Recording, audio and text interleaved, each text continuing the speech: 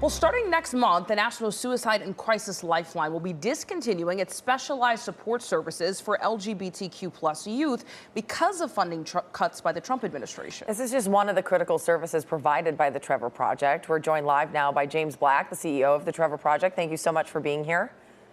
Thanks for having me. So I want to point out your organization has supported 1.3 million of these calls to date. And a lot of times this is a life or death situation for people on the other end of the line. So what does this mean when you have this type of funding cut? Well, one, let me say that in the short time that we're going to be talking with each other together, 10 LGBTQ plus youth will have attempted to take their own lives. So there's a human impact to this defunding. And when we say defunding, what I want to be clear about is that of the specialized services and high-risk communities that are part of the 988 service hotline, LGBTQ plus youth are the only specialized community whose services are being removed from that hotline. This is not a defunding in terms of government cuts. It's a reallocation of the same funding level that will be reallocated to other areas of 988 and simply zeroing out the LGBTQ plus youth specialized services portion. What are the other specialized areas? Those other specialized areas are veterans, Spanish speakers. There's some cultural competency around folks in rural communities and LGBTQ plus youth.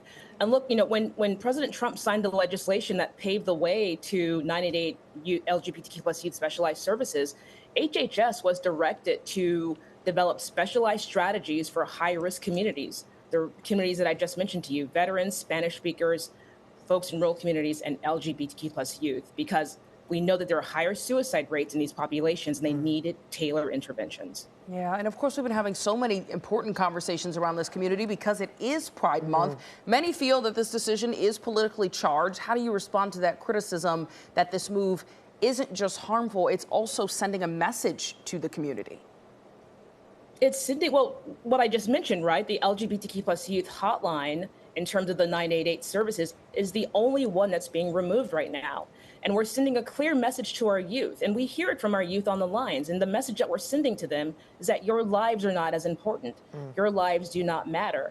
And what we hear from our youth they're heartbroken, right? And what they're really struggling with is fundamentally, why does it feel like they live in a country that does not accept that they are here and that they deserve services just as much as anyone else?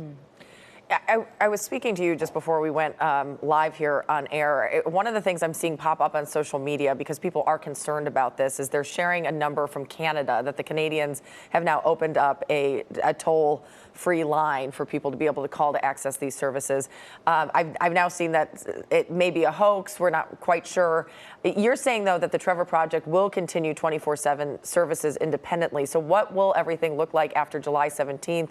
And what challenges are you preparing for? And what do you have to say if somebody does pop up with a toll-free number? Sure. So what I will say about the Canadian line, I don't know anything about it. What I will say is that the Trevor Project has been delivering these services for 27 years. We pioneered these services for LGBTQ plus youth suicide prevention. After July 17th, the Trevor Project will continue to operate. Our classic services will continue to operate 24/7.